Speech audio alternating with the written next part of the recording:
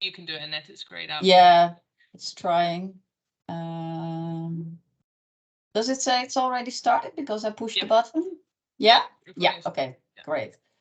Well, then I start sharing my screen.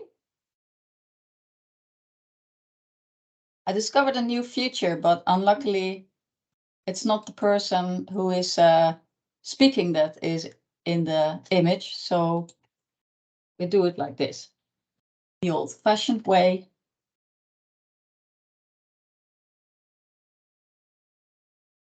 First of all, I would like to give the floor to Timo to do the official opening of this workshop. Timo. Yes, thank you, Annette. I won't take long. Hello, everyone. My name is Timo Hoffmann. I work for the German Federal Highway Research Institute, and I'm the General Secretary of NAPCORE.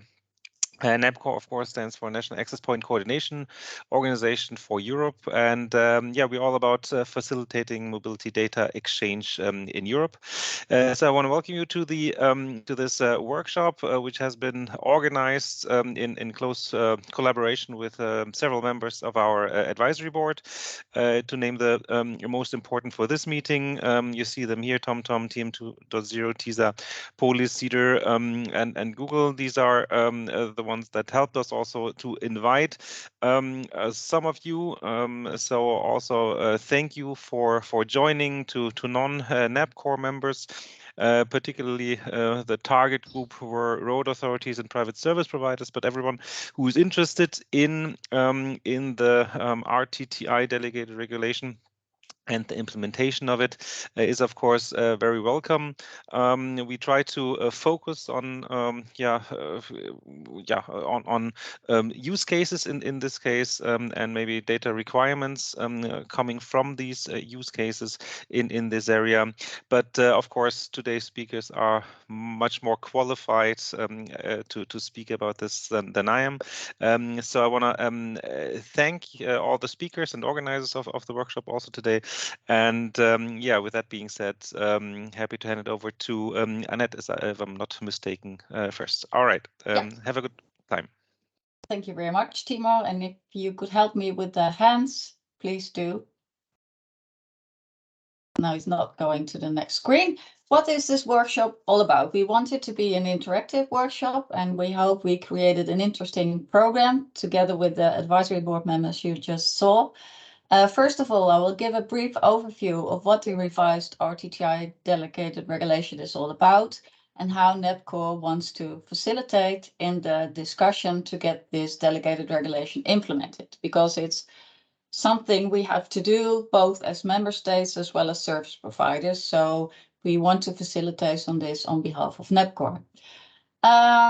In preparation of this workshop, we asked road authorities, and the advisory board members were very helpful to reach out to their communities to give us their feedback on what use cases they would like to work on. What problems do they see nowadays? What changes would they see in the navigation services?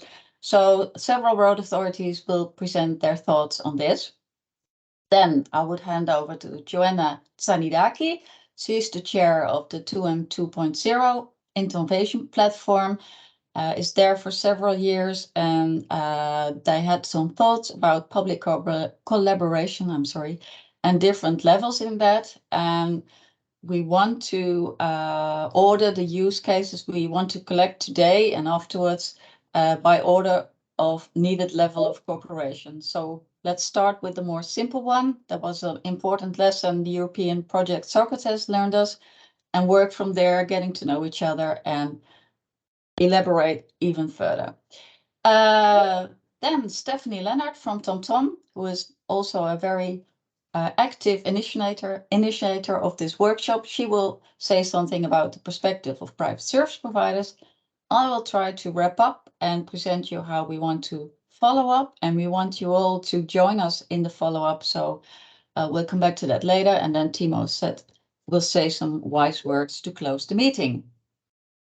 First of all, the RTTI delegated regulation. If you read it, it sounds very, well, I think not that sexy or interesting, but actually when you read it more closely and try to understand what it says, I think it's a very interesting delegated regulation that will help to achieve the higher goal that's behind it, and that is to improve the accessibility, the exchange, the reuse, and timely update of data so that road users are good informed on the road and that they have high quality information that is also reliable. The original RTTI delegated regulation, the real-time traffic information delegated regulation, was drawn up in 2015, and last year in February, the old one was revised, and there are some changes in it. First of all, there are some new data types taken upon, and these are actually very interesting data types, but also, yeah, need quite some work to elaborate. First is the data categories regarding traffic regulations and restrictions. Then you can think of traffic laws like speed limits or access restrictions, which are quite interesting for cities to, reroute their traffic through the cities. Also the environmental zones, freight delivery zones, and it is stated that we, as road authorities, should share data if machine readable format available on traffic circulation plans, but I don't think we can come to agreement yet on what we mean by that. Every member state has made a different translation of that. The other data type category is about the state of the network. So what are road and lane closures, roadworks? That's a very interesting one. In the Netherlands, we find it very hard to get good data on that for the service providers, and also temporary traffic management measures. And there are also some things stated about the standards to be used in order to make it interoperable between all the member states. So this is an overview of the 4 data category types that are in the regulation. The green ones are new and the white ones were already there. But the new thing also for the white things is that if you share these data, the specifications in the delegated regulation are mandated for those data types. The new ones are points and stations for all other fuel types. So alternative fuel is becoming a part of the RTTI delegated regulation. Other parking data will be involved in the MMTIS revision. So they made a split between that.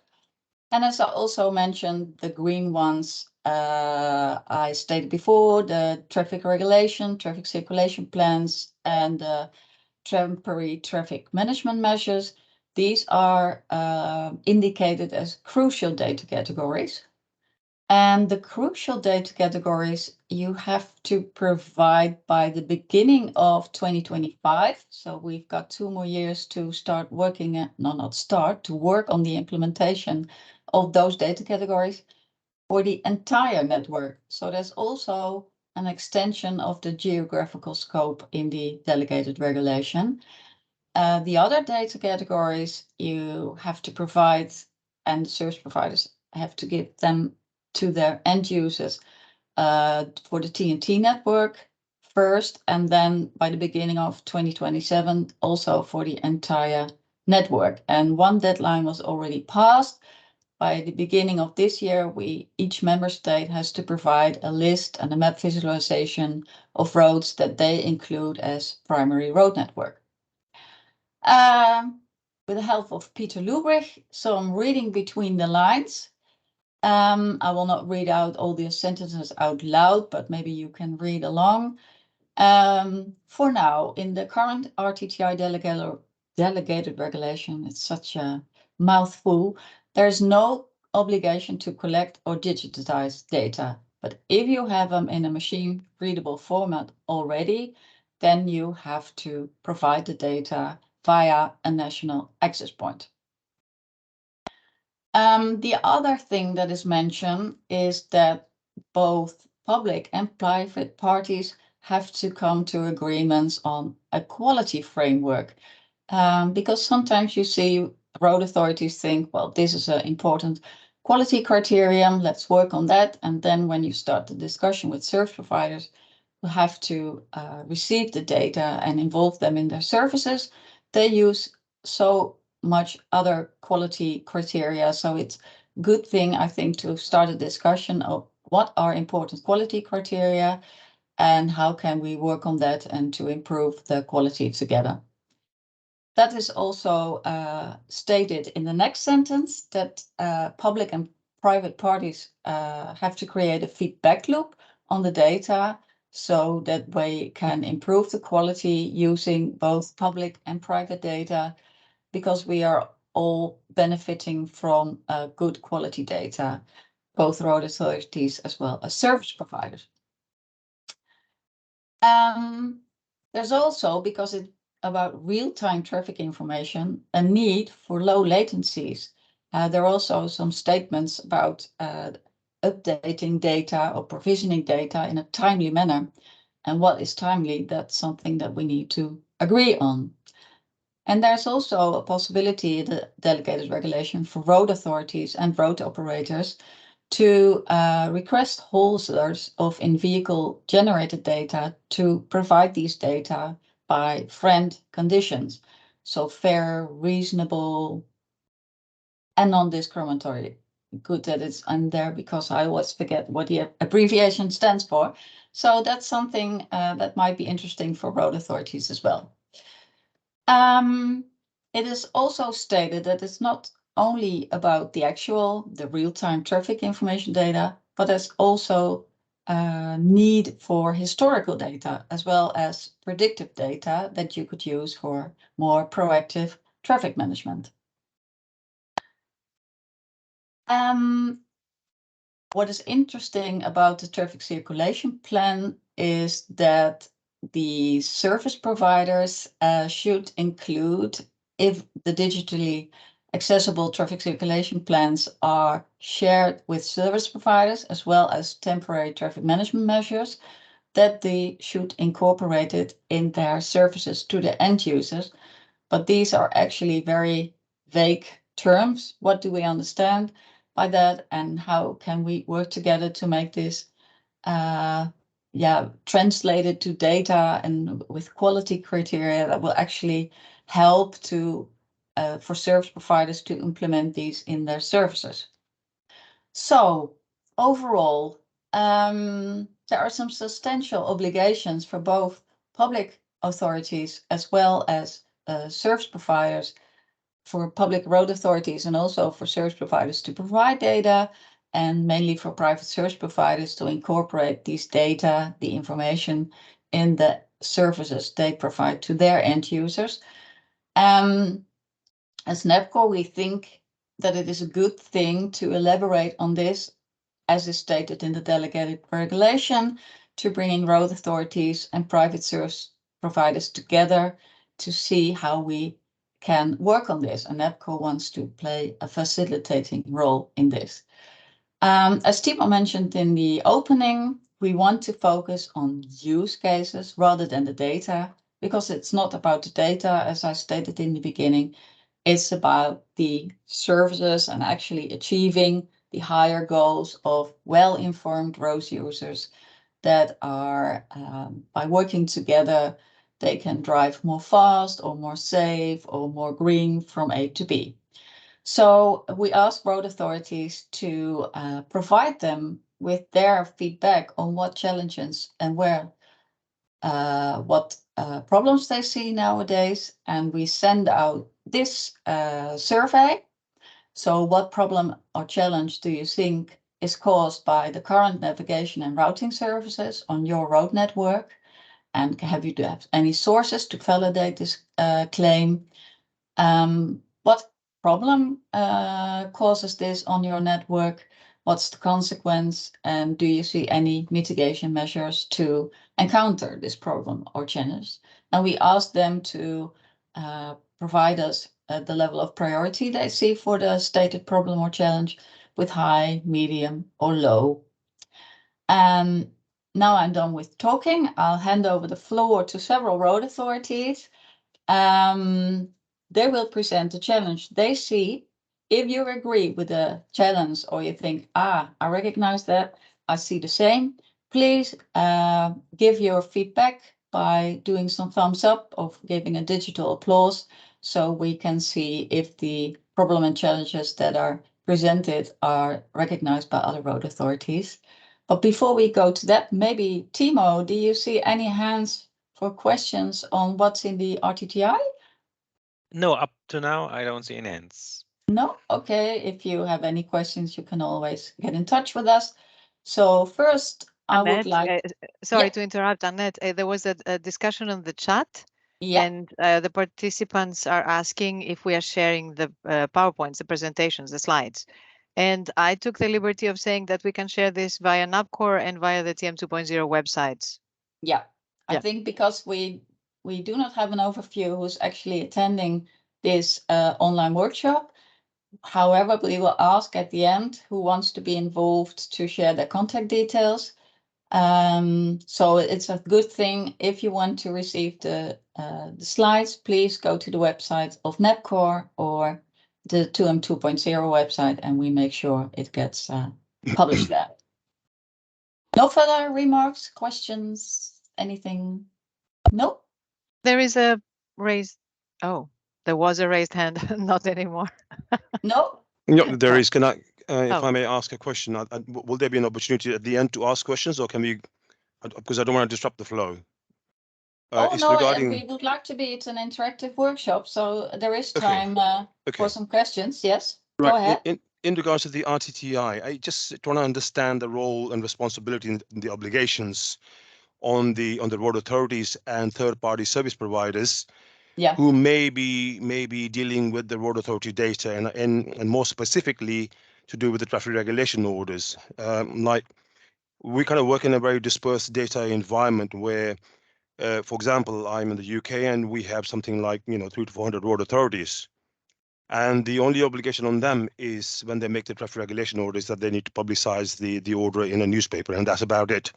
And in regards to how that data is captured, in what format, there's no structure and there's no kind of instructions on obligations on whether it needs to be digital, any compatible machine readable format, or whether it's PDF or Word or Excel.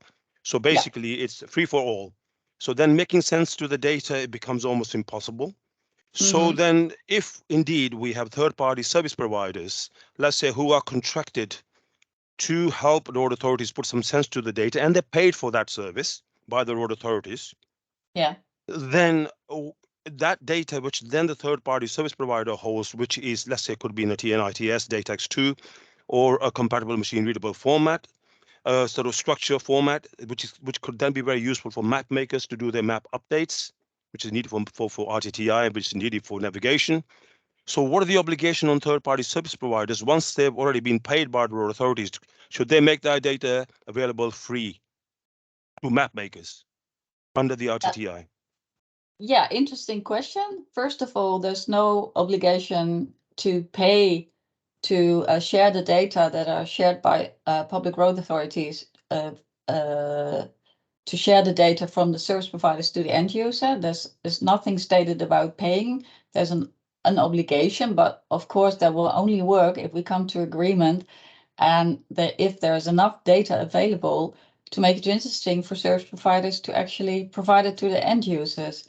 So I hope it will turn out to be a win-win for road authorities to become more actively involved, and also cities to share the data, because you must, I don't think you have to see it as an obligation, but see it as a chance. If you see that service providers are actually incorporating the data in their services, then you can see the effect of that outside on the streets. But first of all, we have to come to an agreement. For now, it's only if you have it in a machine readable format, then you have to share it as road authorities. But that could mean that some road authorities are sharing it and others are not. But if we work together and see that it is worked out in a way that service providers can actually incorporate it in their services, and therefore we want to work on use cases rather than the data, we hope this will be the start of a more public-private collaboration I think we could all benefit from. Yeah, my question is a bit more deeper than that. I mean, yeah, ultimately, we're looking at authoritative data, which is coming from the road authorities. So they're responsible for their road networks. Yeah. Now they're the custodians of that information, but it's just Yeah. then putting structured format or some kind of structure to the data, which then they pay a third-party service provider to do that for them. Okay, so then the question then is, if the third-party service provider, let's say a software company, is doing that task for the road authorities and being paid for it, that they're sitting on that data, which could be in a compatible format for map makers to consume in their maps for updates. Okay, so can the you point give is an example of some data that you Yeah. pay service providers for? Okay, in so England? yes, so in the UK, we the road authorities, because they haven't got the resources or the capabilities in house to put some structure to the data. So before, as I said, they were collecting data, filing it as a PDF file, and there was nobody to challenge them how the data was stored. But now, basically, because we need that information to the map to be shipped to the map makers so they can do updates. This is the change intelligence I'm looking at here. You know, as they make changes in the road attributes, they make some changes, and then those needs to be exported and then imported by the map, consumed by the map makers, the likes of TomTom here, Google, or national map makers. So third-party service providers are contracted then to work with road authorities, put some structure to the data. So let's say in the RTTI it mentions DataX2 or TNITS. So once they've done that, put that data in that kind of format, compatible format. Then what happens to the data? Basically, is there an obligation on third-party service provider, because they've already been paid by the road authority to do that job for them, which is the case in the UK. We have a third-party software company. Then should that software company then make that data freely available to map makers? I think it's my question. Yeah, I think it's an interesting question. And in the Netherlands, we don't pay service providers for that. But yeah, I think that is one of the questions that we need to incorporate in the discussion. We want to start right now by working on use cases. And then we encounter problems like, well, we publish it in a European acknowledged standard, which is not used by every service provider. How do we deal with that? So, yeah, does anybody so cool. I think it would be ideal if they provided this freely to all service providers. It would be ideal. But as Joseph wrote in the chat, the ownership remains with you. So the service providers that are digitizing their data and they're following this digitally accessible traffic circulation plans and so on, they're doing the task, and then they finish, and then the data upon your request should be made accessible and available to all. That is stated in the delegate regulation. And for now it's only if you Stephanie. Yeah, no, I was just going to suggest, I mean, this is a type of clarification question you could pose to the Commission directly, because indeed, I don't think they went to that level of detail of the kind of suppliers that a road authority would hire to carry out that task. It's just about the authority. So if I was you, I would write to the Commission and asking if they can give some guidance, because I don't think they've published a frequently asked question on the regulation yet. And that would be a type of question that they could put in a document if they're going to do that in the future. Okay, I hope we can leave it at that for now. Interesting question, and I think that's one of the points that we have to pick up. I suggest, if there are any other urgent questions, that we go to the presentation of the road authorities, because we want it to be mainly about the road authorities today. And first of all, I would like to hand over to Terry from the city of Groningen, we say in Dutch. Terry. Yes, good morning. Terry Obronda, policy developer of the city of Groningen. Thank you for having this opportunity to present one use case. I think a familiar one for a lot of cities. So I keep it short because I know we have more use cases to present.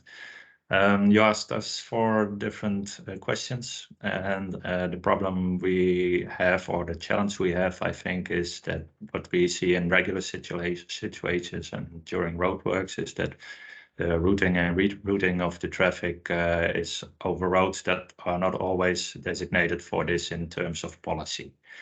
And the consequence is that policy and the situation on the street in practice does not always correspond to each other. So the static signage and the digital route information sometimes contradict.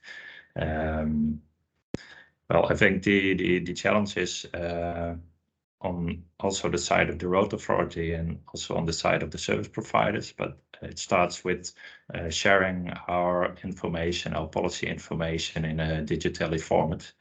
And well, you already mentioned it in your analysis in previous slides.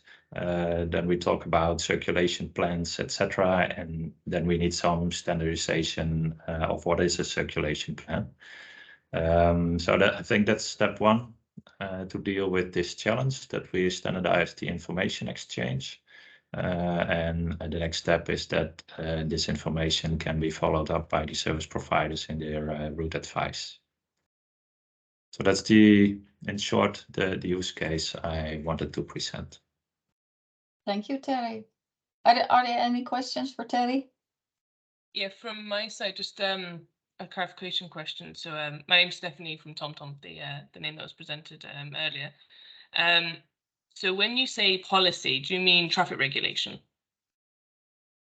Or do you mean that you would prefer buses and cyclists and other types of road users to go down a certain stretch of road or not the car? Is it strictly an official traffic regulation or a preference? It's more a preference. Okay. What I mentioned here in the slide is the multimodal network framework.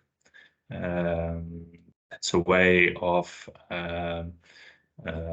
categorizing your infrastructure for all modalities, where you have preferred routes to main destinations in your city. And these routes are not always the shortest routes, but the routes where you accept this traffic to be. So it's not. So these routes are designed for that purpose. And okay, that's clear. So that's the policy level I mean in this case. I also have a question. Yeah. How does this relate to the DATEX2 exchange formats? Good question. I've no idea at the moment, because I think we still. I always like to use what's already there in case of exchanging data. But in these type of data items, I'm not sure in what way we should exchange that at the moment. Yeah, that's a good example of a traffic circulation plan, that we have to come to definitions and ways to sharing this with service providers, because I think every country does it differently. So let's think of what we want to achieve and how we can translate that to in data to be exchanged via DATEX2 or Inspire. Yeah. Okay. Any more questions? Yes, there are more hands. I don't know, Stephanie, if it's a new one or old. Sorry, that's an old one. Let me lower it. All right, but then we have Helge. Well, thank you very much. Helge Molin from the Austrian Ministry.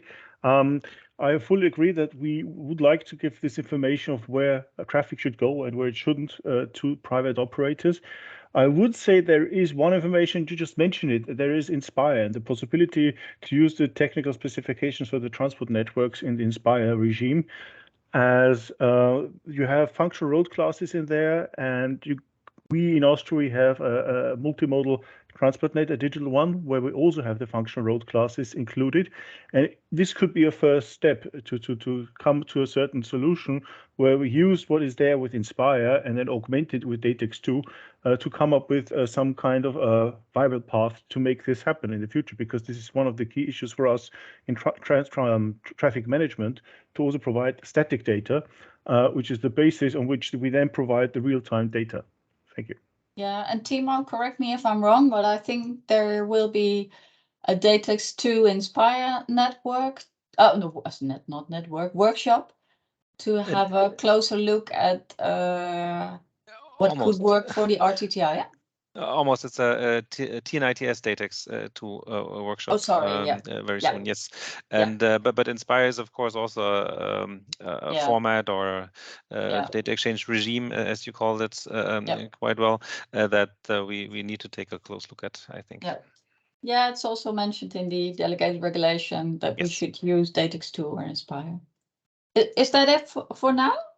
Yes, Suzanne had a hand, but I think it's down now, or?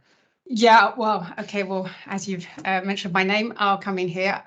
So I wanted to come back to the question that Stephanie made about, you know, the multimodal network and whether it's, you know, whether there's a regulation behind this or is it more of a preference? And I think this is a really critical question. And I think it will probably come up during the course of the workshop today. And I guess my question to the cities is, you have your multimodal network vision and your traffic management strategies, and you're guiding, you want vehicles to go on the main roads, which are designed to carry huge volumes of traffic. And for the other roads, so the residential areas, I mean, we have limited traffic zones, presumably there's some regulation behind them, but for the other roads, which you don't want, you know, lots of vehicles running on, I mean, is there a regulation there to support that or not? Because I think this is really where Stephanie is coming from, and I'm just wondering whether this won't be an issue. Yeah. Well, first of all, this regulation is all about traffic on roads, so not multimodal. But I can imagine that the multimodal network vision that you have for a city or region that is incorporated in the traffic circulation plans. And next, not next, but a few use cases further on, Vincent Lau from the municipality of Amsterdam will tell something about how they give a practical insight on this question, how to work on that, because we elaborated in the Netherlands how we can achieve this. So maybe just wait till Vincent has done his presentation. If your question is not answered, then we come back to it. Okay, great. Is that okay, Suzanne? Yeah? Yeah. And then we can continue. Yeah. No more questions. No, okay. Then I would like to give the floor to Luc Misdon of the city of Helmond. Luc, are you there? No, Luc is not there, actually. I'm Mathieu Grandorge, and I'm a colleague of Luc, and Luc is very sorry, but he could not attend this meeting, so I'm replacing him, and I'm afraid that I'm far to be the same expert than Luc is, and sorry for that, Timo, but I'm not an expert of traffic management, and I will try just to give you a very broad presentation of the issues that are in Helmond. Navigation system most often advise on the fastest and the shortest route for a user, and it creates two kinds of issues. One of the main axes we have in Helmond that is really cutting the city in two parts is often advised and very crowded, and it generates issues in the city center in terms of air quality and pollution. And some smaller roads are also advised as alternatives, and it has an impact in terms of livability and road safety for the inhabitants. And the infrastructure is not adapted for an intense traffic. Furthermore, some of those roads are used by emergency services, and it is important that those services can be easily accessed on these roads. And therefore, the main problem is due to the increase in the population and in the number of jobs in Helmond. Just to give you some basic figures, the population has nearly doubled since the 80s, as well as the number of jobs, and the number of companies installed on the territory have been increased by 3.5. So we have to deal with this situation, but and it will continue, because we anticipate 15,000 new houses and 20,000 new jobs in the next decades. So it has a pressure on the capacity of the infrastructure. The consequences is that even the road design for destination traffic are used for the through traffic and advised by the system, and even for the heavy goods traffic.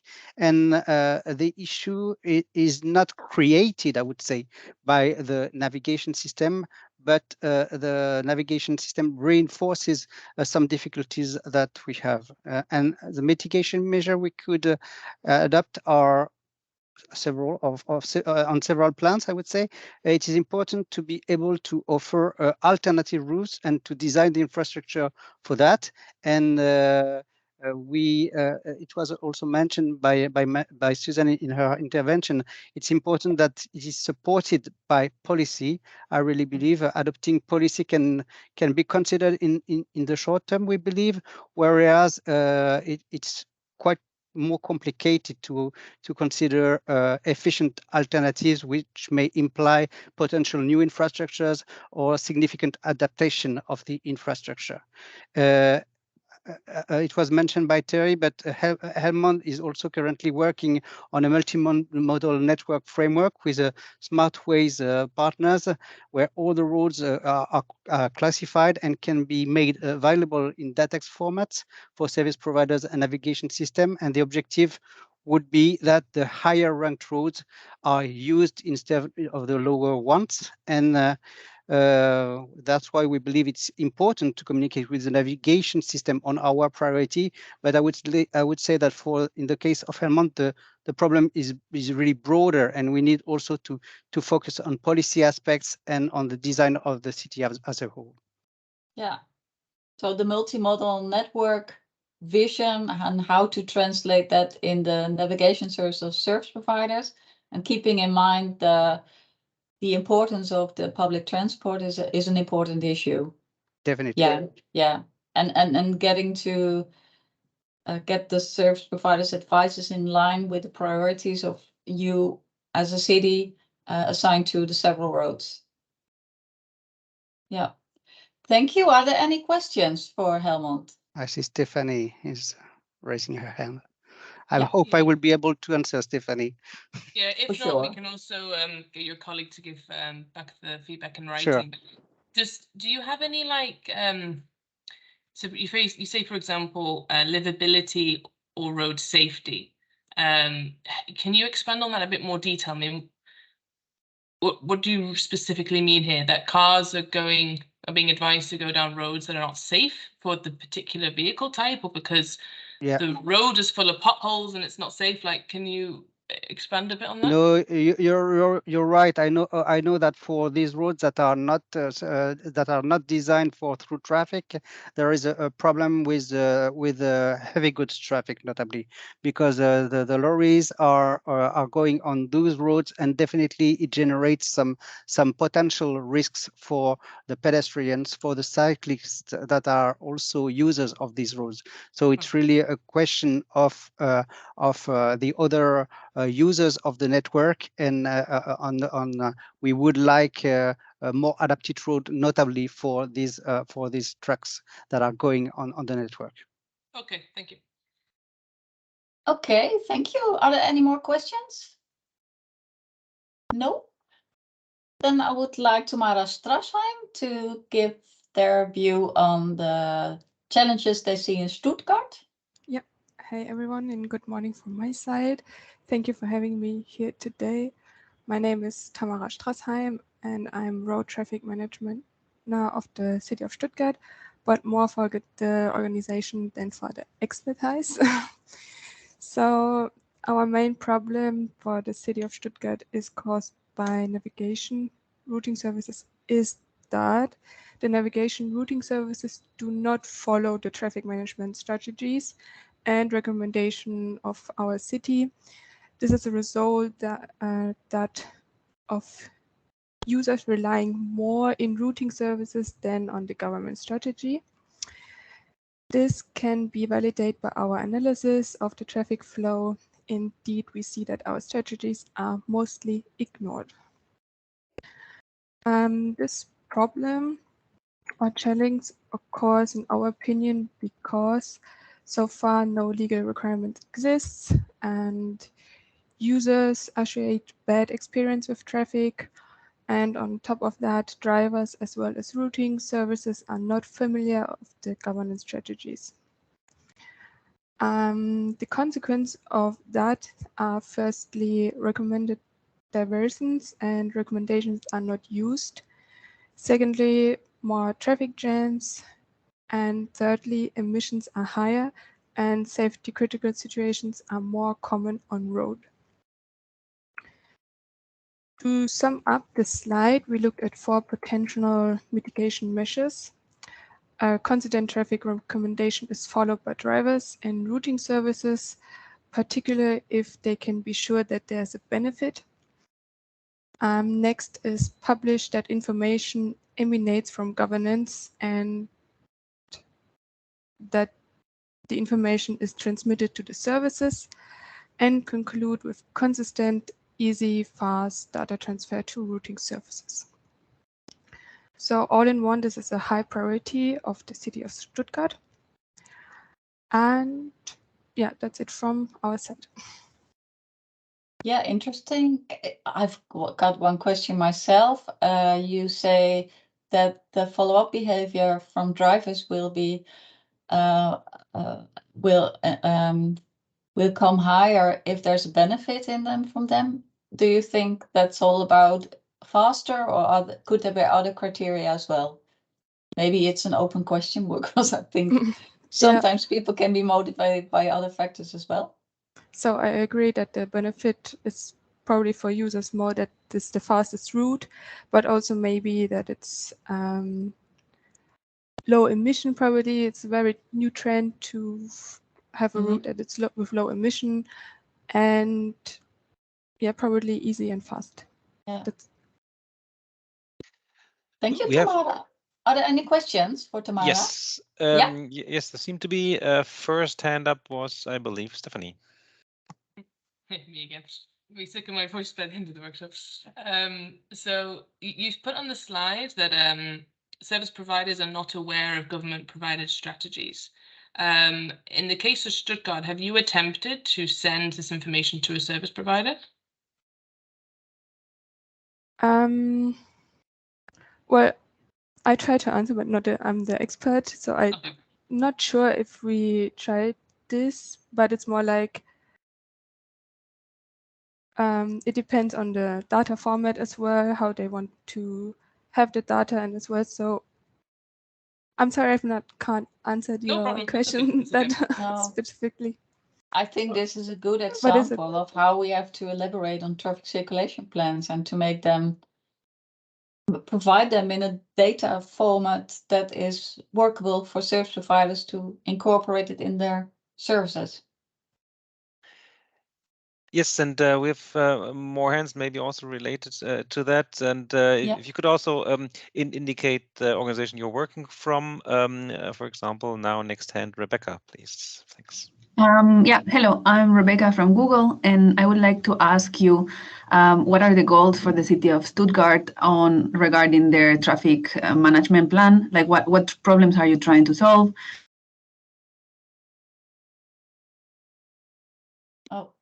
Or like having certain areas with no traffic, or the multimodal network that we've heard before.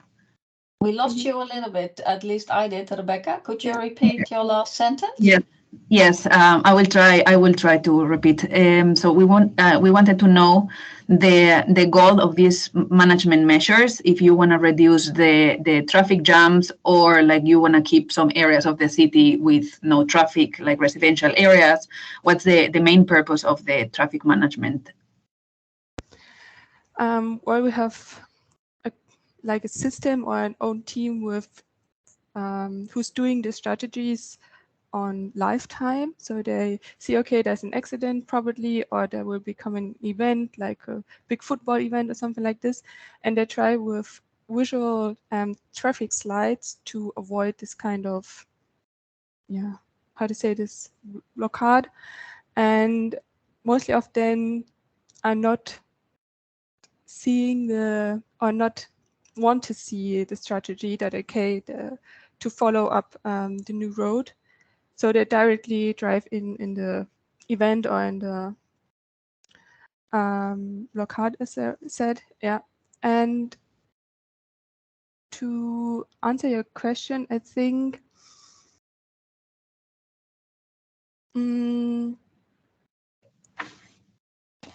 or is it that what you want? I'm sorry. Yeah, so like compared to the other cities that they were mentioning, very specific things of we want certain roads that are for certain vehicles, and we don't want cars going into residential areas. This seems more like just following your advice on routing. And yeah, I wanted to know a bit the purpose, if it's like because of the accident that you mentioned, or there's certain other criterias like livability that was mentioned before. Okay.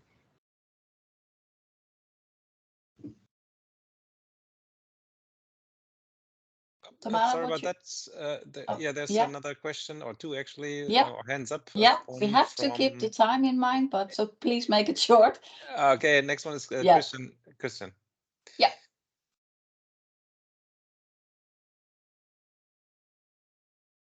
Christian Kleine. Still muted. Again, okay, so now I'm unmuted. So this is Christian from here. Thank you, Timo. I just wanted to comment on Stephanie's question in the beginning. The city of Stuttgart is publishing these strategies, and we are working together with Stuttgart in a project which is called Saturn. It's a follow-up project.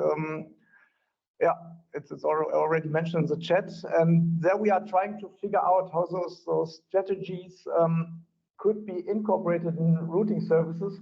Main problem we see here is that we have a lot of individual solutions coming from different cities, and this is really hard for us to incorporate in the systems, because we would need to adapt a solution for each city. In the first step, now we are trying to figure out what is really the difference between a routing strategy from a city and our routing, and also what effects, for example, traffic jams has on our routing and on the dynamic routing. And so there is some discussion already ongoing, but yeah, as said, I think there's a lot of work to be done. Yeah. Still. Interesting, Christian. Yeah, I think some member states are doing some pilots with this, and I think we have to align on best practices and see if we can come to some form of uniforming this, because if each city or each road authority takes a different approach, then in the end it won't lead to incorporating this data in services by service providers, because it's impossible for them to design different things for different cities. So yeah. Maybe thank another. you. Thank you. Maybe another short question from Vincent. Yeah, Vincent from Amsterdam. Basically, in response to the TomTom question regarding sharing of strategies, have we tried it? Yes, we did. We offered to share all sorts of information regarding strategies, road classification, routing requests, and whatnot.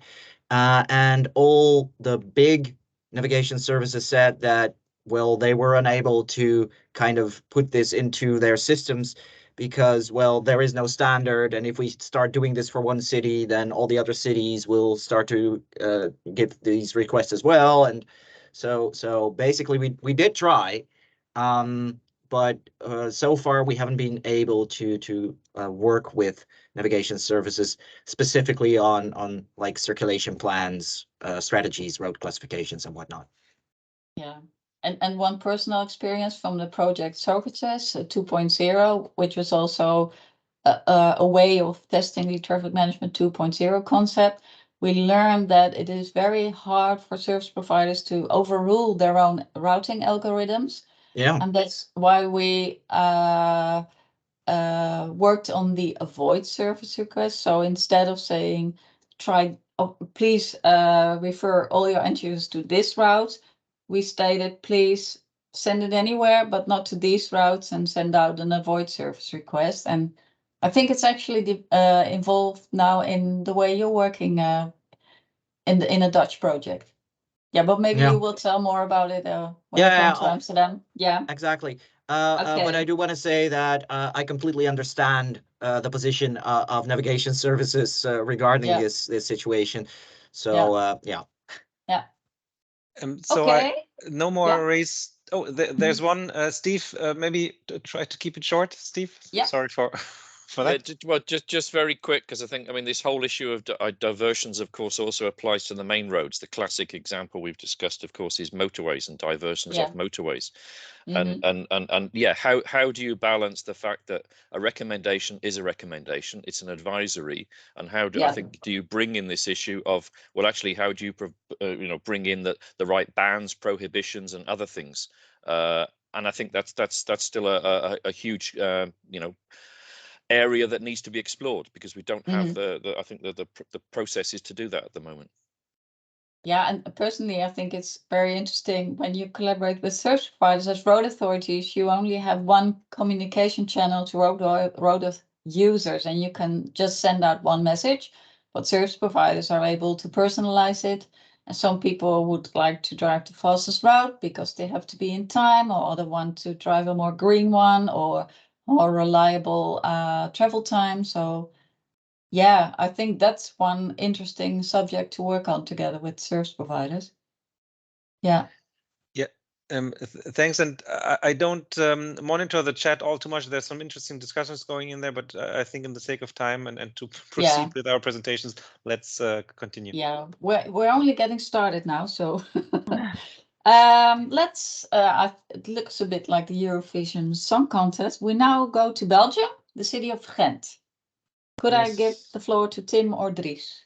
Yeah, it's Dries, and our 12 points go to Ghent. Yeah, we keep them. Sorry for the joke. So I recognize much of the previous presentations, or at least the problems that were mentioned there.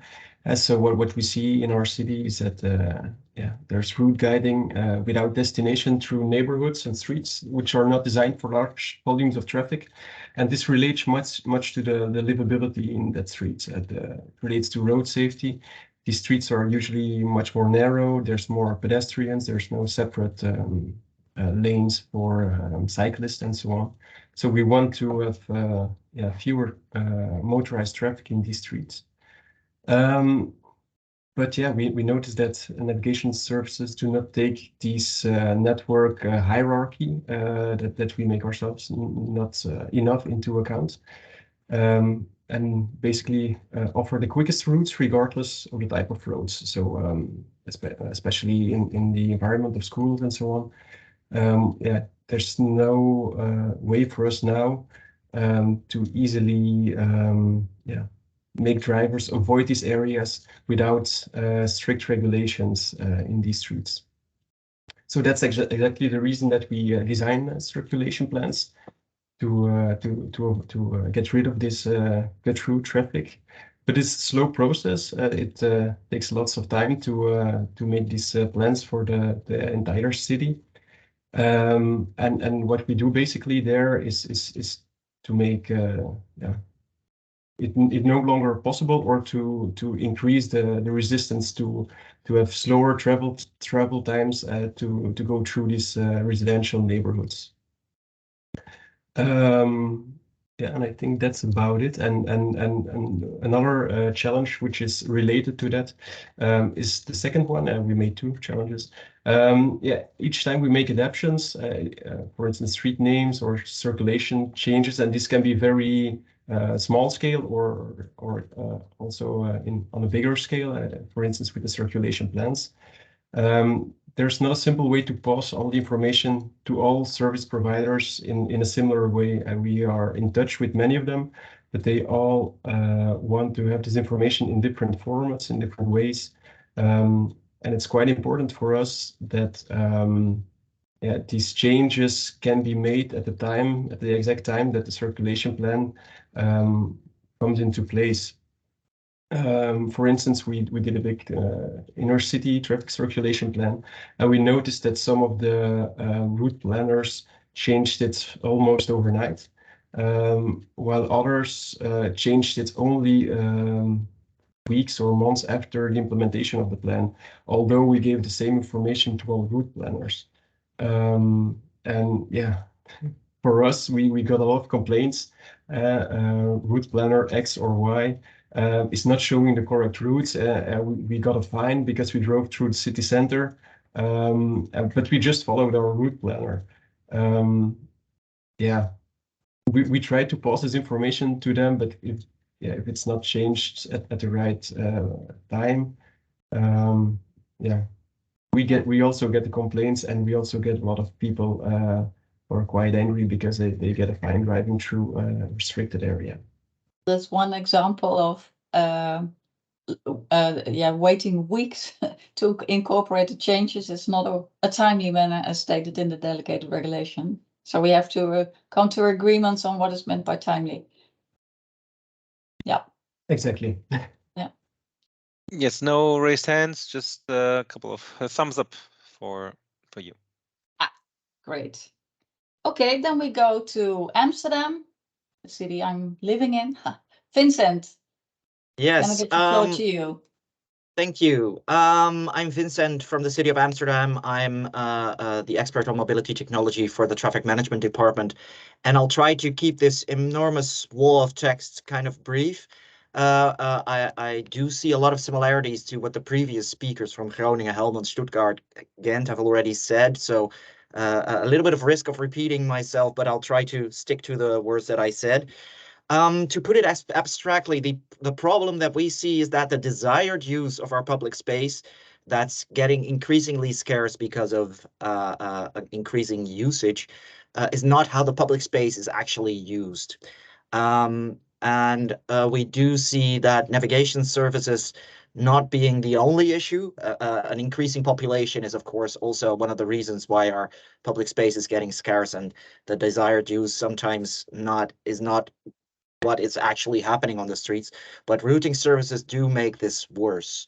For instance, if we just ask navigation services to route certain routes through the city, we will see that they will sometimes or mostly advise roads that are primarily used by cyclists, for instance. Additionally, sometimes routing services are just wrong. We just had a situation last week where one of the tunnels was finally open after more than a year, and some navigation services, it took another additional week for the road to be opened, which meant that a lot of cars were still not using the tunnel and still creating additional kilometers that weren't useful. So then what's the consequence? I said a lot of additional things. For us, the usage of the public space is always a balancing act. There's recreational use, there are competing modalities, and for navigation services, it's basically getting from A to B on the fastest, shortest, or most economical route, which means that these things don't align. And with increasing autonomous vehicles where people are not making their own choices anymore, this is really an issue that we have to tackle. Furthermore, the car-centric point of view is really shifting towards a more quality of life point of view in most European cities. So that means that this problem is only getting bigger and bigger. So why does this occur? Well, we don't align properly. And why does this?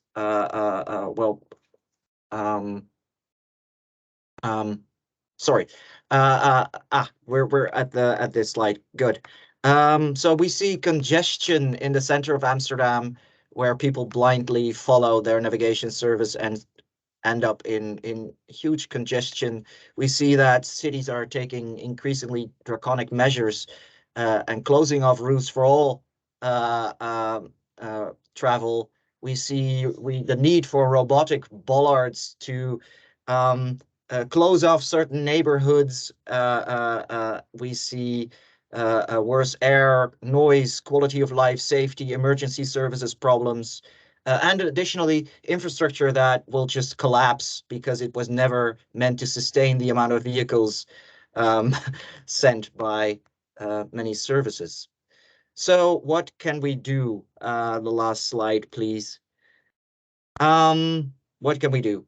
Well, we would like to add additional information to map making entities, to navigation services. We suggest that road authorities and navigation services work together and standardize. And I do think there are about 2,000 different road classifications like Inspire in Europe. And to us, it's most important that we make a choice, just any choice, so we can communicate. And we will find a way to kind of convert what we already had to a new situation or a new standard. And we suggest starting easy and scaling up to more complex. So our suggestion is starting with static road classifications, where we define the priorities of road usage per modality. So that would be, in RTTI terms, a traffic circulation plan. And starting with the car modality, because that has the biggest impact. And this should include additional definitions. For instance, how far of a detour would be reasonable to only use the roads that are primarily classified for primary car usage. Things like that need to be included. A next step could be more dynamic information, such as temporary measures, avoid this road because of accidents, incidents, rallies, or events. And then a third step could be more interactive services based on a certain origin or destination, pushing certain information to certain road users, where navigation services and the road authorities really work together to create things like mobility as a service solutions, parking combinations with regard to their destination, virtual queuing permit, all sorts of paying solutions. This is far future, but so starting easy, static, then dynamic, then interactive, and we feel that feedback loops for all these things should be created, especially with regard to data quality, and additionally, map topography is also an issue where different maps use different roads with different coordinates, and that's also something we should really tackle with our definitions. Thank you, Vincent. Are there any questions for Vincent? Or No, remarks, or joining, good thumbs up, good thing, applause? Yeah, no hands, a couple of chat messages, but again, I think we could continue with the next. Oh no, Okay. Johanna just raised her hand. Oh, it's only a comment, Vincent. It's you are mentioning all the points that we are discussing in TM 2.0 for quite some years, and it would be great if you could be in the next workshop that we are preparing on the 22nd of February in Brussels, so we can discuss more. I'll really try to be there. I've already noted it on my calendar, I think. Yeah, great. Okay, yes. Thank you. And Joanna, you come back to that workshop later in the program. Yeah. Okay, then we go over to the Lithuanian, I hope I pronounce it correct, road administration. Thomas, Edmundas, or Andreas, can you please come to the floor? Yeah. Can you hear me? Yes, we can. Yeah, at least I can. Yeah. Okay, my name is Andreas. I'm representing Lithuanian Road Administration. I'm working in ITS division. So I shortly present what we think was one of the biggest issues according to navigation. So navigation problems during road periods are caused by the decline of road capacity and the decrease of average speed. Of course, it can affect, can cause traffic congestions and increase traveling time, and of course not good for the road safety. So these periods when the road works are going on, when the one lane or all road is closed, can cause very serious problems for road users. So what we actually think, what may possible be the mitigation for these measures. First of all, we think that it's the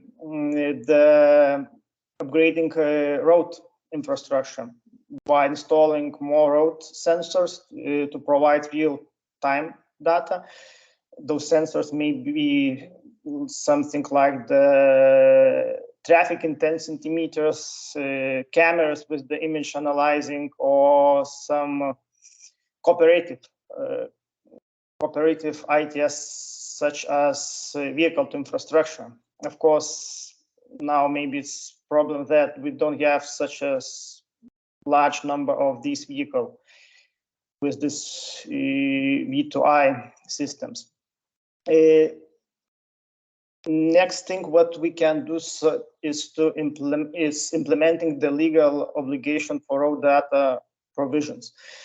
Let's be honest, the road maintenance companies, the road building companies, they didn't think that road data is their #1 priority. So this data is not always providing up-to-date, and it's not very accurate. So by maybe some stricter legislation, we can improve this data quality.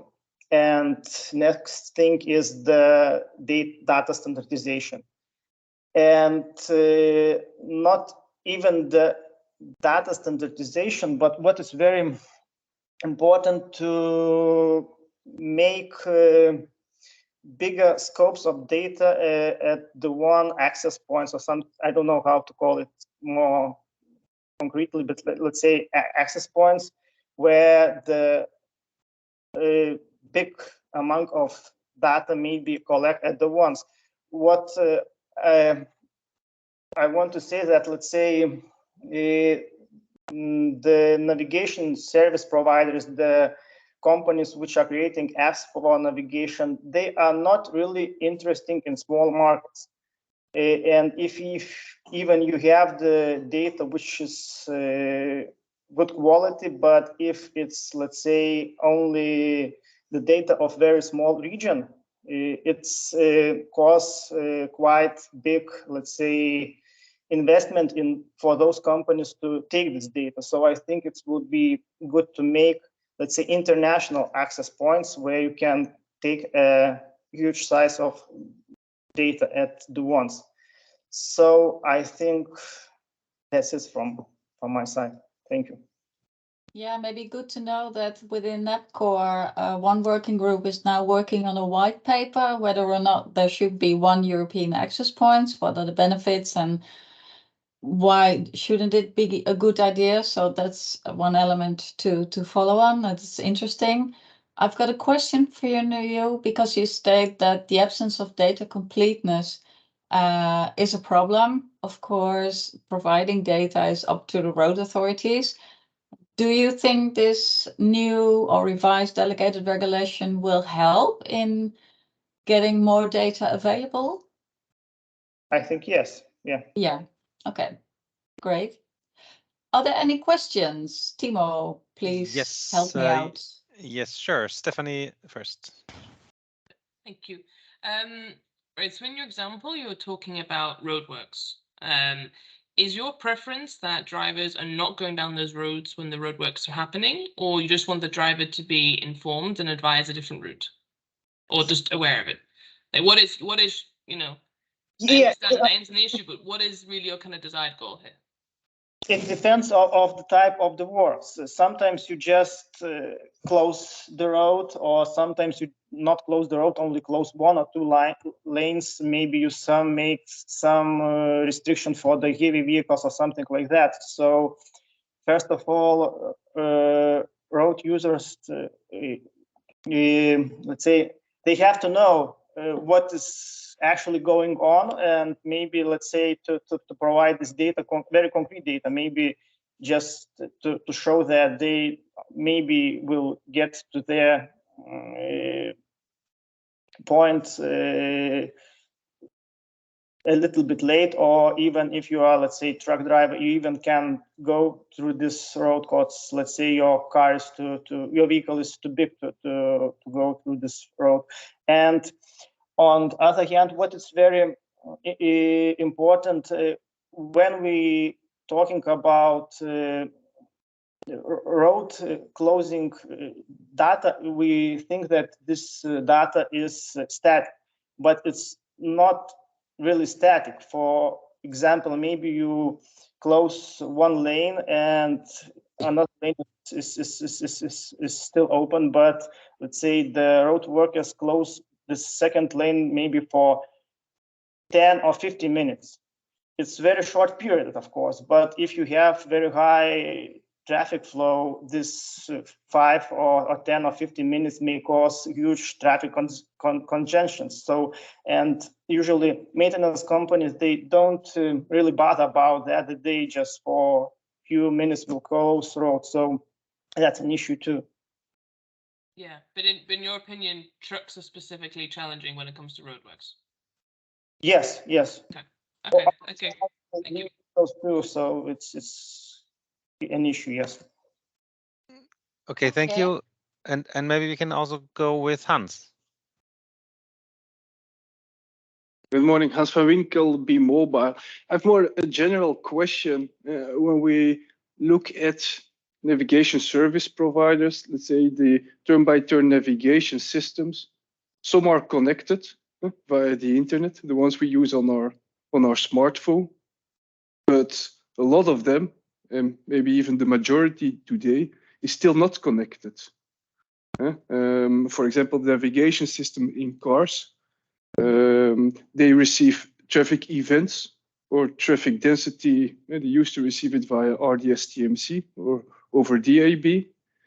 Now, most car OEMs offer connected plans, but it's limited to first 3 years, and then a lot of them are not prolonged by the end user. I understand that a lot of circulation plans or events are rather dynamic and can change over time. Did the road operators already reflect upon, let's say, these 2 dimensions of the connected device and the not connected device, and how to cope with it, with this objective? Yeah, we have several road authorities here. Is there somebody who would like to reflect on that? I can personally share my thoughts on this, but Timo, does anybody wants to answer that? Well, Vincent raised his hands maybe for that answer. Well, obviously, if navigation devices and apps and whatnot are not updated with recent information, it's pretty much impossible to work with it. So there will always be people not driving with navigation. There will always be people driving with outdated navigation solutions. Well, that's basically just too bad. We won't be able to reach these people with newer means. We will be able to reach them through the traditional signage and other things that we have been using before there was even navigation services. So, and I think these people will also know that their stuff is outdated. So I don't really think it's the biggest issue we need to tackle, but indeed it is an issue. But moving forward, I think most solutions will end up being more like an app. That's just my point of view. Yeah, and this is also something road authorities and service providers can work on, because if the services become more attractive for end users to use, because it will benefit the end user, road authorities can start a campaign to promote the actual use of, for instance, in the Safety Priority Service project in the Netherlands, we're working on improving safety warnings in car, and the government will help with this to start a communication campaign to promote to use your navigation system, even if you don't even want to use for navigations, but also to be informed on actual situations that you might occur along the road, along your route. So yeah, but good point. I think that's one of the things we have to take in account when we start elaborating on the use cases presented. No more questions. Otherwise, I suggest we go over to Norway. Yes, let's do that. Yeah. No questions, Timo? Exactly, Okay. no questions. Let's continue. Okay.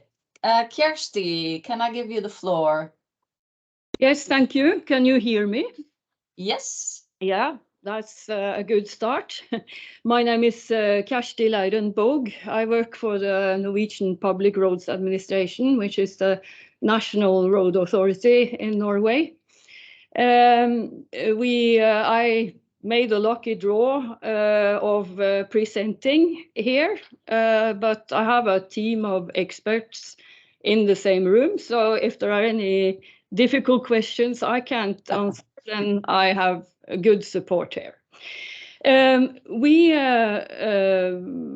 a lot of wise things that have been said by the previous presenters and good questions and so on. So there's no need for me to repeat everything, but I can maybe then start with the problem or challenge that we described very briefly in the slide, which has to do with trucks, heavy good vehicles, who are following their navigation systems blindly, which they of course should, but they are directed into roads which are not suited for them when it comes to both weight, axle load restrictions and dimensions. This is something, the question was also how we can validate this. This is experiences we have from our traffic management centers, who will get all the information when a truck is blocking traffic on a mountain road, for instance, where it's very narrow, no one else can get past, and it creates a bit of disturbance. The reason why this occurs is, for instance, of course, the navigation systems are not always updated and don't always contain or not always based on correct and sufficiently detailed data. And here it's actually then a question also, we didn't put that in the slide, about accessibility of data. How do they get the data? And then in a digital format, not on a sheet of paper, a PDF, for instance. How is this provided and accessible for service providers? And then, of course, quality of data has to be correct. That's another obvious thing we need to deal with. So consequences of this problem, I mentioned it briefly, trucks blocking roads for other traffic, damaging infrastructure, both road infrastructure and equipment, tunnel entrances, bridges, you name it, we've seen it all.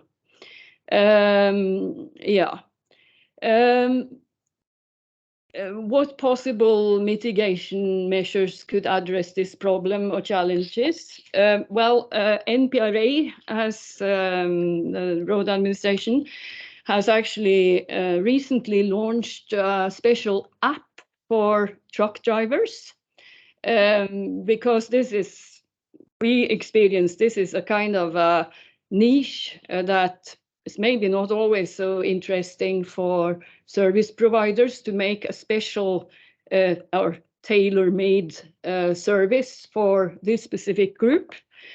So we here provide map data from the National Road Data Bank and DATEX2 messages to give truck a good tool, know how to navigate correctly on our roads. Regulations can also address this problem. Of course, we have the RTTI revised regulation. In Norway, we also are right now working on a revision of our Road Data Act. And my colleague Mette Henbucht, who's involved in NAPCORE, she's now in charge of that, so she can probably answer questions if you have anything related to that specific point. Otherwise, like it's been mentioned before, common digital formats, we use that for both, this kind of static information about roads and routes, international standardization and harmonization. We mentioned the TN-ITS service for static data and also Inspire. Both these are mentioned in the RTTI Delegated Act. So that's a good start. And basically increased accessibility to data on machine-readable format. Now leading a project in NPRA about meter, electronic traffic regulations, and all these things hits us. So, so that was the first slide, I think. Yeah, and you got a second challenge as well. Yeah. See if are there any questions on the first problem challenge? Timo? There are no hands. Okay. Crystal clear. Good. The next challenge or problem we mentioned is to do with more and more advanced driving assistance systems and intelligent speed adaptations in particular, causing sudden braking on roads due to maybe the car has interpreted a speed limit, which is actually not the real speed limit. It's wrong. That could be because the navigation system isn't updated and the speed limit has been changed. Wrong interpretation of speed limits. There could be, we all know that there are challenges with vehicle camera detection systems. This is maybe a bit another different story in this connection, but the reality on the Norwegian road network is that signs along the road could be covered by snow and ice big part of the year, 8 months during the year, for instance, in some areas. Also, we see that, I'm afraid to say that there's poor maintenance. Sometimes the signs are very difficult for the cars to read, actually. So these are things that, of course, plays a role here. Which sources can validate what we're saying? Well, we've seen it, accident analysis, our traffic management centers, feedbacks from road users. So a lot of our experience here is the reason why we can claim this. The consequence, of course, could in worst case be fatal accidents. And if you go to the last question, what possible mitigation measures could address this problem? Again, correct data, available data, using standards, using regulations. I've mentioned even meter here, electronic traffic regulations. Sukupool was also mentioning this earlier on in his comment. So actually a communication of data on a digital machine readable format that is easy accessible and it's correct and understood by the receivers. Okay. Yeah, and all this has a high priority in NPRA. So that was the last comment. Yeah. Yeah. Thank you. That's a new one. We haven't heard it before. So correct information on speed limits. I think it's a very important one. Considering the time, are there any questions for Kirsty? No, we can continue. No, then we go to England. Can I give the floor to Ian, Steve, or Andrew? Good afternoon. Can you hear me? Yeah. Good morning, I should say. Good morning. Morning. My name is Ian Thompson. I work in National Highways, which are the UK body that looks after the motorway network. I work in the CAV team with a particular reference, obviously, to CAV data. Judging by all the comments that have gone on with the previous slides, I can safely say that in the UK, from a road authority, from a motorway manager's perspective, or they are all the same issues but times 1,000.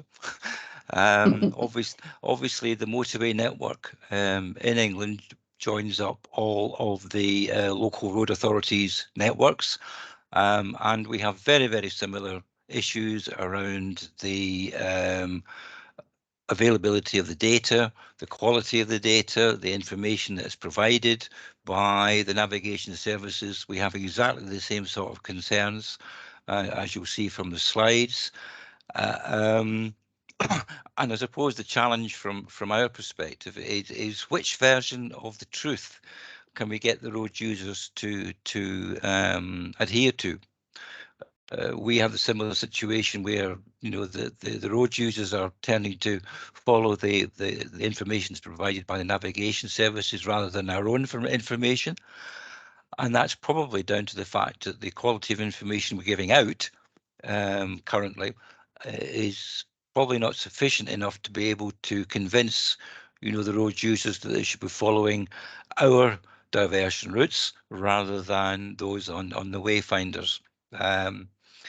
So how do we get around this? I think I was much in tune with my colleague from the Netherlands, I think, in that we need to be able to standardize the approach that we take with the navigation services, whether we do that via a tighter legislation or through the RTTI.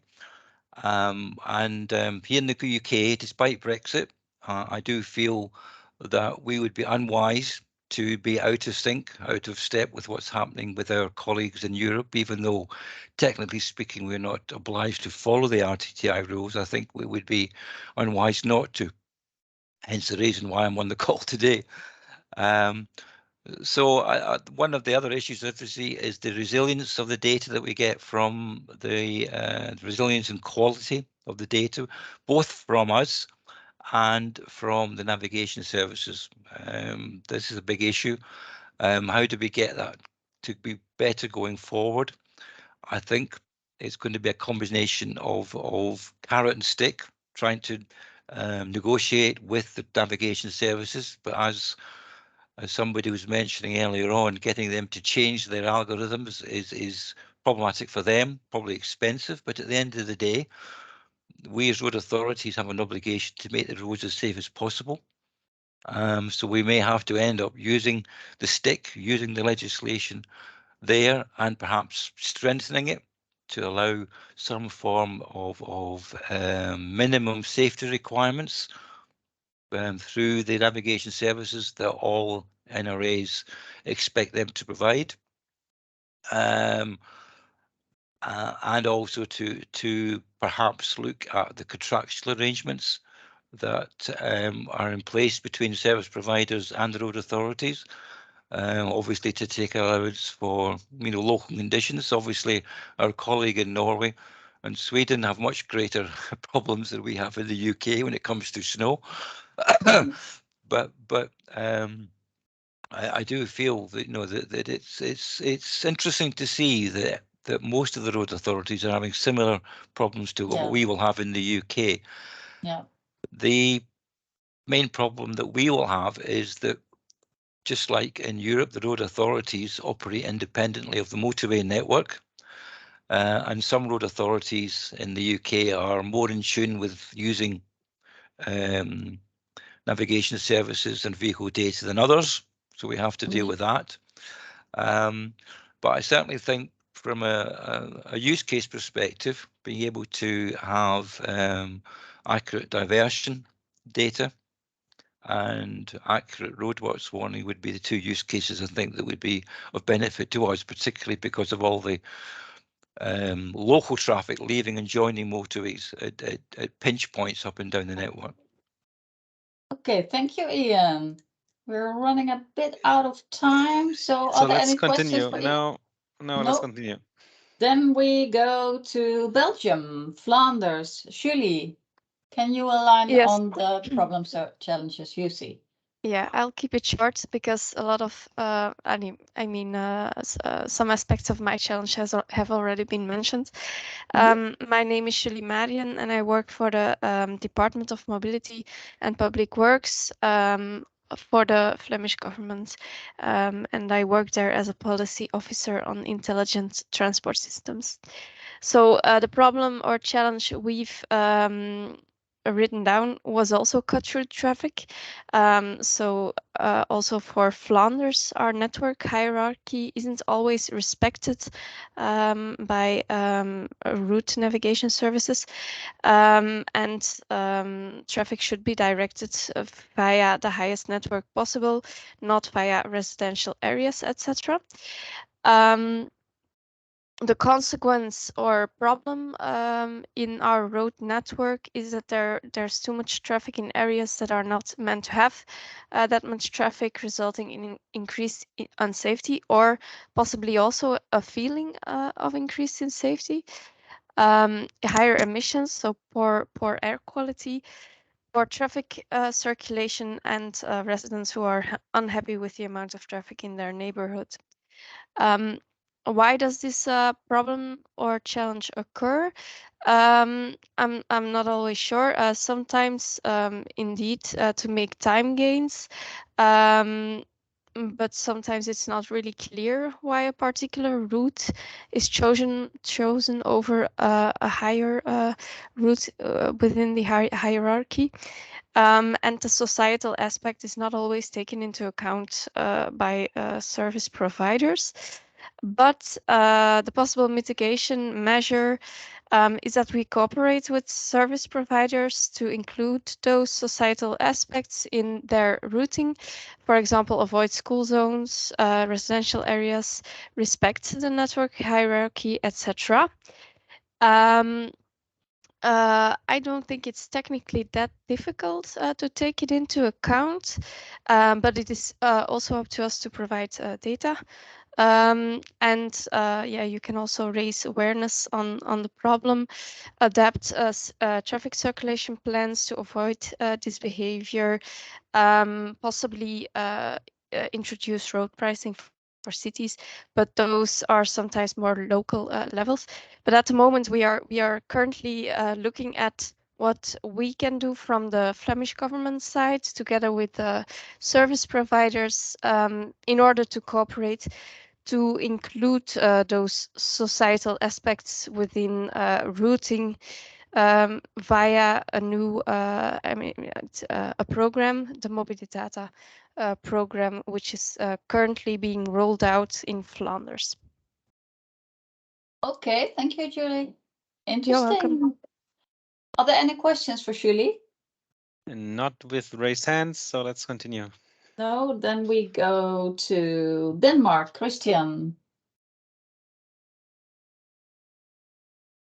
Can I hand over to you? Yes, thank you very much. Our our challenge is a bit different from what we've heard so far. We've narrowed it down to looking at wind warning on bridges, where we have seen that wind warnings from the Danish Road Directorate aren't really presented in the navigation systems. But to be fair, we haven't investigated it very thoroughly, so it's more a gut feeling. But these wind warnings message, we think that they might either chosen not to be included in from the service providers, or maybe we are simply using the wrong DTX2 codes.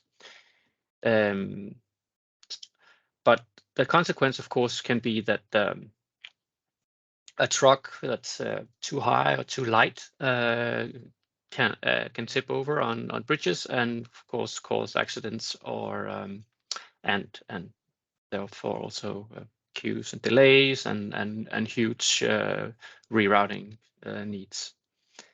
So we hope that a dialogue with the service providers can help this help us in this case, both to get them to understand our goal, of course, by presenting these wind warnings, and together we can find the right way of presenting it to the users. Mostly it will be truck drivers, but it can also be personal cars that simply has a renting a truck or just have a very light vehicle. Or towing a caravan. Yeah, it could be also. Interesting, a new use case. And I might also add that the Great Belt Bridge in Denmark has actually recently changed the way that they're formulating their wind warnings to actually say that it's a ban, that truck drivers are not allowed to drive over the bridge. Yeah, to prevent this. Yes, but they don't, of course, send that out as a bridge closed because it only counts for these specific types of vehicles. Yeah. This use case wasn't mentioned before. Can you provide some thumbs up if you recognize this use case in your country? And I don't see it, so maybe Thibaut can say how many thumbs are going up. Oh, there, yeah, we have a lot. A few. I didn't count, but a lot. Yeah, okay, good to hear. Okay, well that was let's continue. Last... Yeah. Sorry, are there any questions for Christian? No.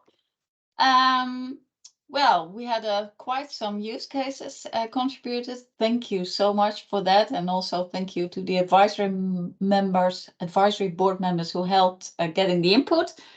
I tried to give a brief sum up. Lot of use cases are concerning societal routing, so not sending traffic to roads that are not designed for them or not assigned for it, like for instance heavy good vehicles.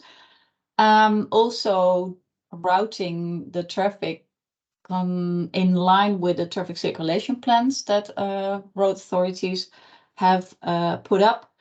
Reducing cut-through traffic is one thing that was mentioned often. Also, the multimodal goals of road authorities have to be taken account, which is translated in the traffic circulation plans that road authorities have. Roadworks was mentioned quite a lot, how to provide accurate information on that and to inform road users.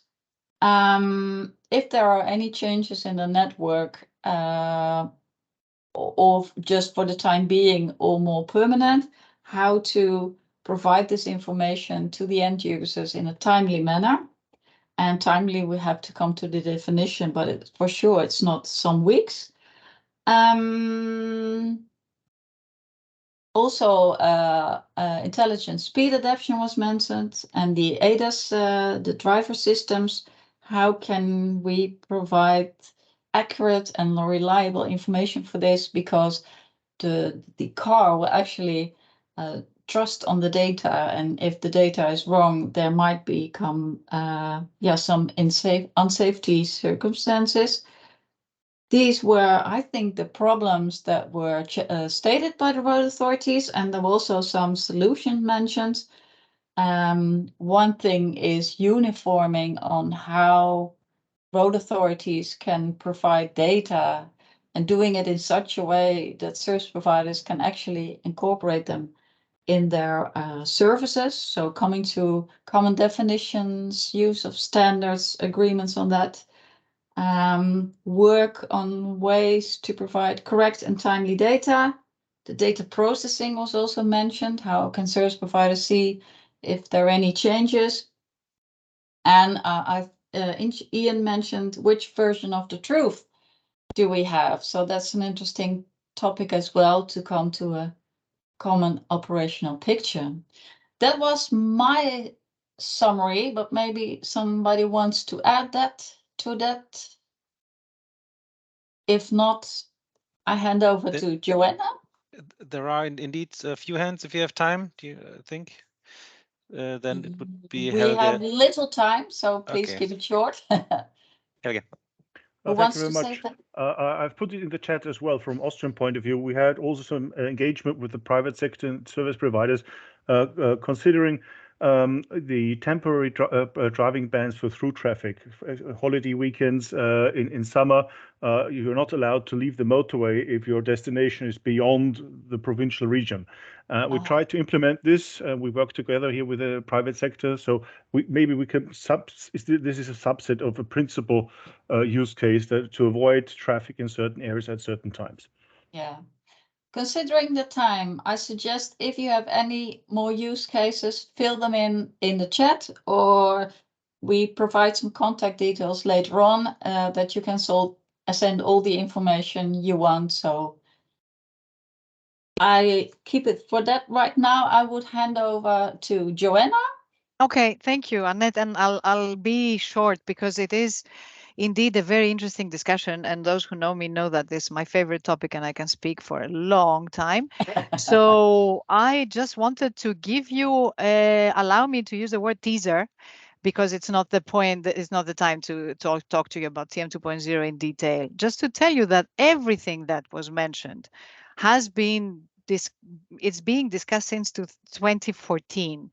And that is when a number of organizations, you see one slide here and the next slide, this is a slide with the public authorities and the next slide is with the other sectors, service providers, of course, with a prominent position, but also the traffic industry.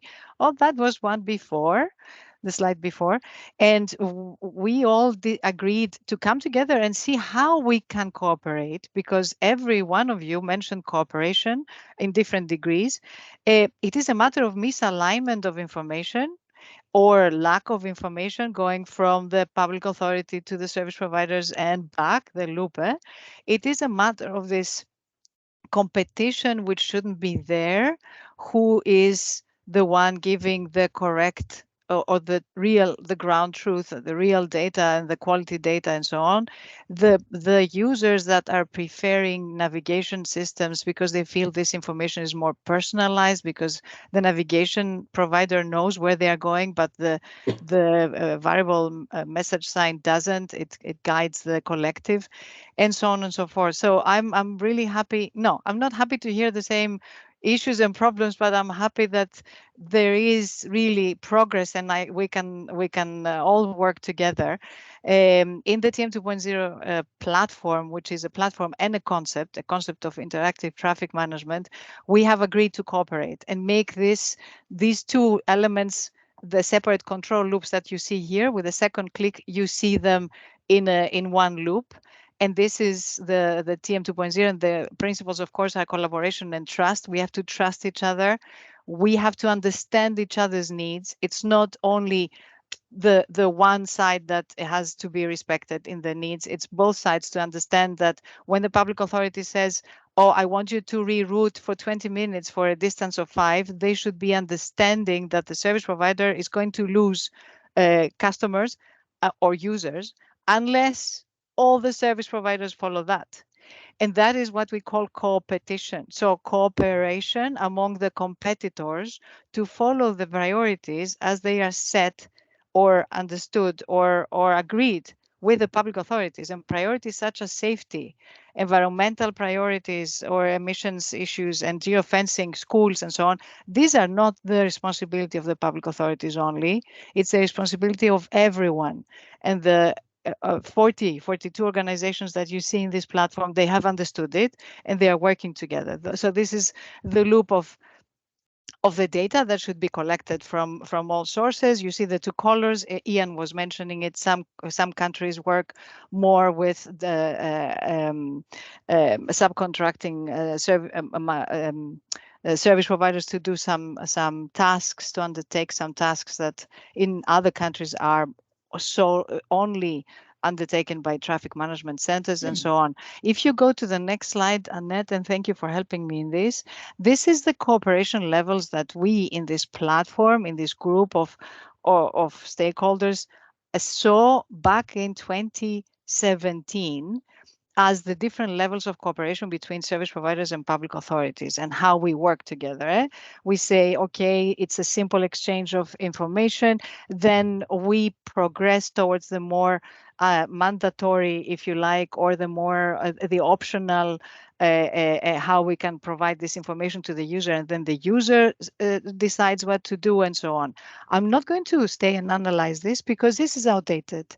It was based on the reality of 2017, on the previous real RTTI, and now we have a new one. So we have to update it, and that is where I was writing in the chat that we are going to hold a workshop on the 22nd of February at our offices in RTCO from 10 to 12. Don't run, just go back one slide from 10 to 12. There. And it's a physical meeting, and we would really love it if you could physically come. Just to show you this is what we want to be looking at some point. We want this information to be provided to the users because there is a win-win-win for everyone. And if you go to the next slide, it is what the city of Amsterdam was mentioning.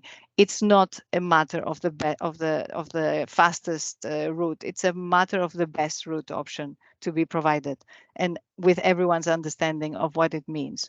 So if you go further to the slides, my last slide should be, this one. This is what we call the mobility network management, not to be confused with the mobility, multimodal network framework. So we want to see a balance of all modes in the system where the traffic management on the road takes into account the other modes because there's always a spillover effect. This is the target that we are looking at, and this is where we are going, especially with automation. So come and discuss on updating these levels of cooperation. As Annette was saying, Socrates 2.0 is or was the proof of concept for the team 2.0. And we want to see more of this cooperation because it's a matter of dialogue and information exchange. Thank you. Yeah, thank you, Joanna. And if people are interested in joining the TUM 2.0 workshop on February 22, how can they get in touch with you? Yeah, well, my colleague Cassandra is putting it on chat. I hope. Right. Yeah. Because there it's a you go. broader meeting. Thank you. Sure. And 2 hours are dedicated to this subject. Yes, and there's a registration link, and please share it as well. We will come out on social media as well with this, so no worries. You have the exclusive first invitation here. Yeah. Thank you so Annette, much. Yeah. Do you want to take a question from Steve for Johanna, I guess? Yeah. Yeah, I'll try and be quick, but I think it's a good point because Joanna's last slide again talked about road operator. Now, we've talked all the way through this session about road authorities, and if you look at the delegated regulation, there is a very clear and distinct difference between the two. And so I raised the issue, one of which is, I've raised this before, but we need to be more careful about the terminology. But my point, I think, is the term road operator in the delegated regulation is much broader, I think, than many of us would have considered, and I'm sure Joanna would consider when she put this slide together, because this potentially brings in a whole load of other contractors who work, have long-term contracts to manage the roads. This is not just toll companies and concessionaires. This potentially opens up a huge new area, I think, and possibly valuable data source. Yeah. So I guess it's just a question, should NAPCORE take this into account, and maybe we can get some legal clarification on how far we can push this definition. That's another question for the European Commission then. Yeah. Again. Yeah. Yeah. Good point. Thank you. Thank you. No more further questions, Timo? No, I think we can wrap up. No, first give Stephanie the floor, because Stephanie, that's true. You want to introduce your workshop as well. Yes, thanks, Annette. Yeah, I'll have to be quite brief because we've probably got 5 minutes left for this, plus the slide you want to say in Timo's intervention. But what I just want to say on behalf of all the IT service providers that are in the Advisory Board of NAPCORE, so that's TomTom here, B-Mobile, Inrix, and Google Maps, is thank you for completing these use cases, for attending this webinar. It's been a fantastic turnout. Me and Annette wondering how many people are going to turn up for this. And I had a suspicion that it's going to be very, very popular. So I'm very happy to see that. We felt that the best way to approach this was to listen to your concerns first. I think it's not the right way to do it when you think of the solution first before fully understanding the problem. And I think that was the whole point of this exercise. And we also hope that this demonstrates that in a lawmaking process, the private sector can also be very collaborative.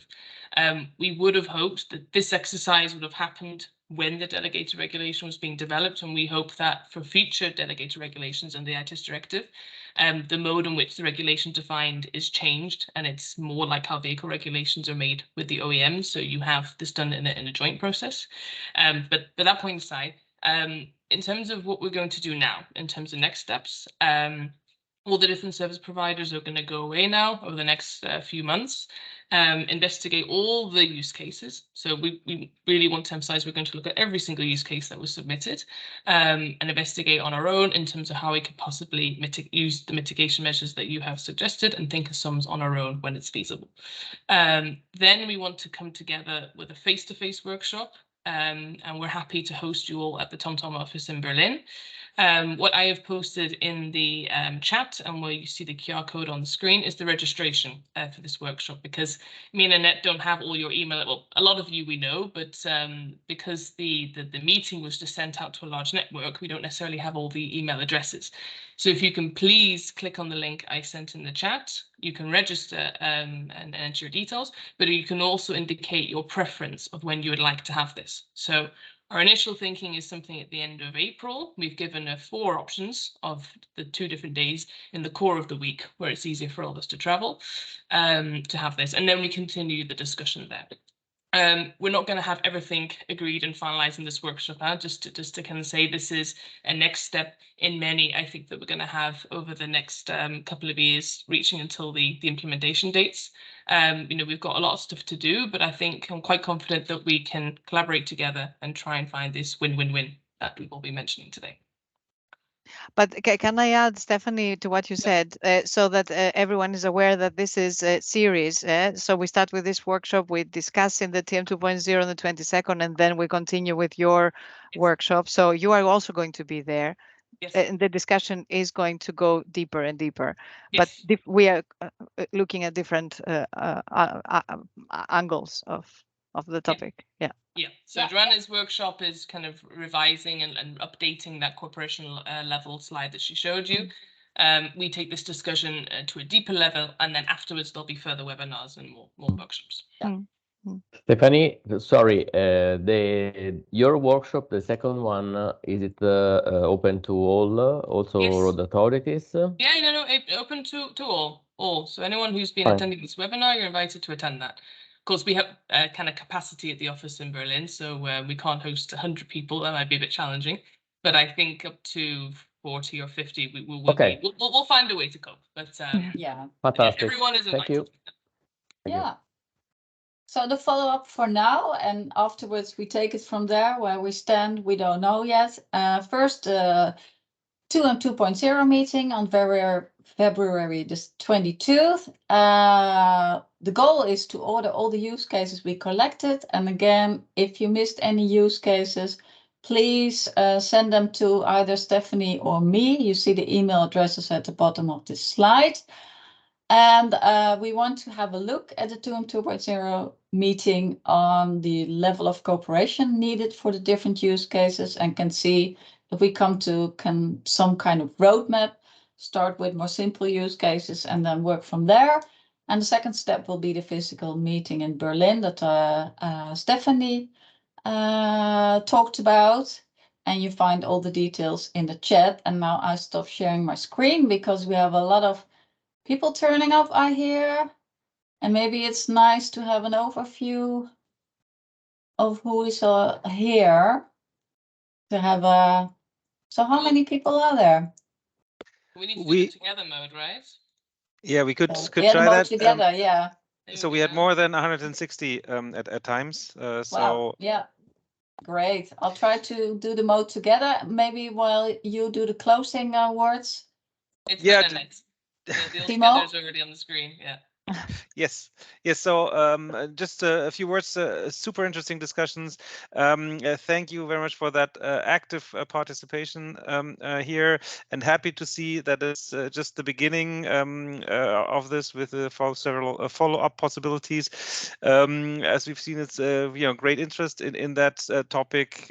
We as NAPCORE take on that challenge to improve the data accessibility via the NAPs in this regard, and facilitate the discussions here, like via this workshop. Further to staying in touch via sending an email out and filling out that form.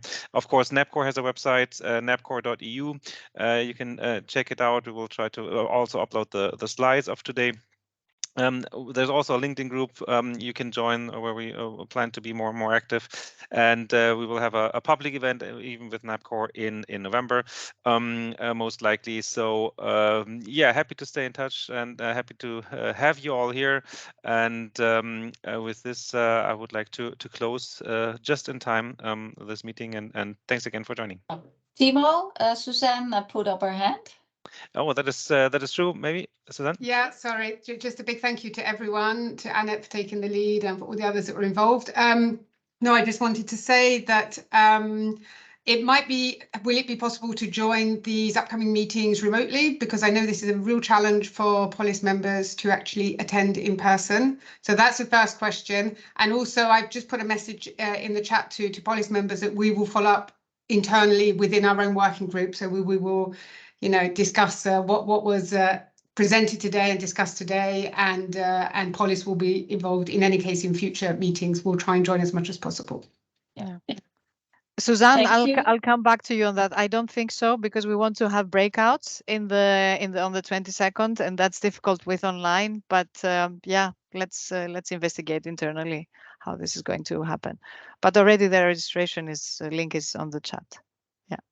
Yeah, I think from our side, I mean, I think you can get the quality of the discussions and the interaction. I think you can't replace a face-to-face meeting, but I think for the April workshop, we can maybe envisage having something at the end of the day, end of the 2 days, which can be as an online meeting that summarizes what we've discussed and what we've been able to achieve, perhaps. So I'll try and find a hybrid solution, but I think physical workshops are really, really helpful to, brainstorming and working. So yeah. Okay. Thanks for that. And for GDPR reasons, we recorded it, and I hope nobody has a problem with sharing some pictures of the online workshop and sharing the recording on the website of NAPCORE. Or please, if you have any objections, let me know, and we erase you from. And we are also sharing on the TM 2.0 website. So the slides. All right. And Annette, if you can keep the meeting on a little longer online so the people can view the chat, because there's some really good content in there as well. And